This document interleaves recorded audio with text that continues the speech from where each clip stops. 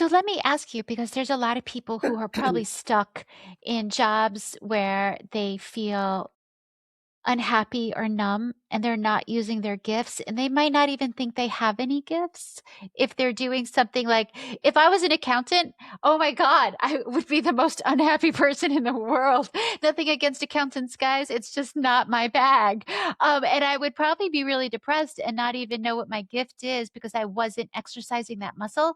So how do you help people discover what their innate gifts are? Well, it's often going back and looking through our life because they've popped up. They're like little bubbles or little breadcrumbs that have been showing up at various times.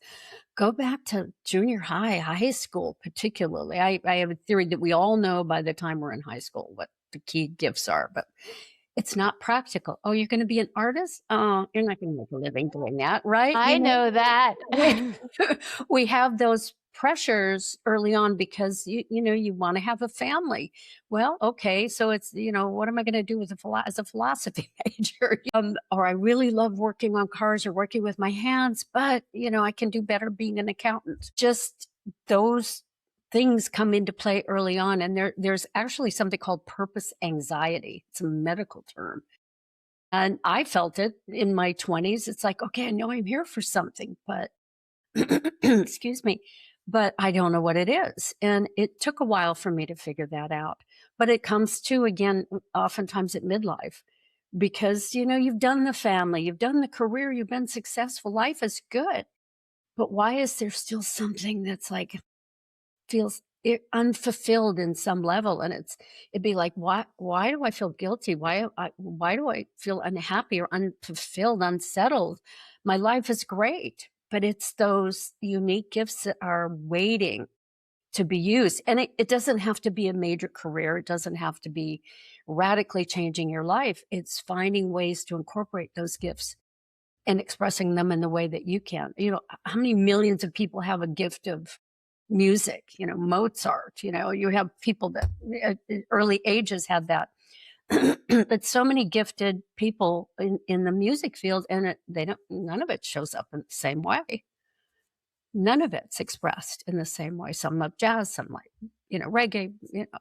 It's how it works in your life and how it comes through you and your gifts. I love that you talk Control. about purpose anxiety because I went through this, and it was hard. It was very hard. These are not easy things to go through, and I don't wish this on anybody. It would have been so awesome if someone helped me figure it out. So, what is the tip if you're going through purpose anxiety to go back to your Mhm. childhood self and say, "What lit you up?" Is that what helps you get through it? It's a good start. Talk to the people around you because, again, I may see things your friends see that what the friends like, oh, Susan, I wish I could do that. They're seeing something in you that you're just like, it's just what do you mean that's a big deal? It's just nothing. It's just nothing. I just do it because it's so easy. Look at those things. Start paying attention to the things that just are you, and give them Right. some credence. Give them some focus. And how can I use that? How can I use that aptitude? I have an aptitude for math. Do I want to be a mathematician? Did I ever know? I'm good with numbers, but math actually has helped me become a better photographer.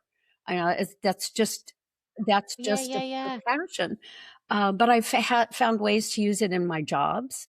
I'll take product photos and that kind of thing. So I get to use it. And the more of those unique gifts that we can use in our lives and incorporate into our lives, the more fulfilled, the happier, the calmer. And we know we're making an impact. And who doesn't, I mean, really, who doesn't ultimately want to know that they've made a difference on this planet?